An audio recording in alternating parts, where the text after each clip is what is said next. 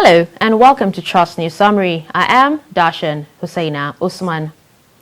Lagos State House of Assembly has commemorated the International Girl Child Day, which focuses on the rights, safety and education of girls in the world. The Chairman, House Committee on Women Affairs, Poverty Alleviation and Job Creation, Mrs. Mojisola Ali-Macaulay, moved the motion during plenary on Monday in commemoration of the International Girl Child Day.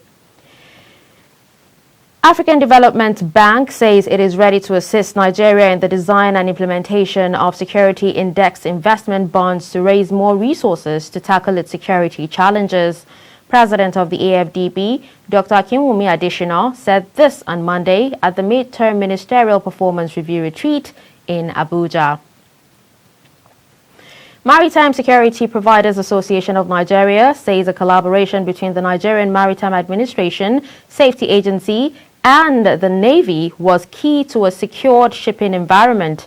The chairman of MASPAN's Board of Trustees, Rear Admiral Francis Akpan, disclosed this in a signed statement he issued in Lagos.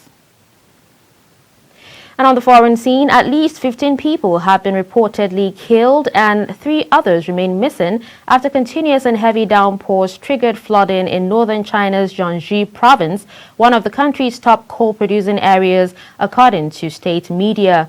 It was reported at least 1.75 million people have been affected by the floods and as many as 120,000 were displaced after 19,500 houses collapsed.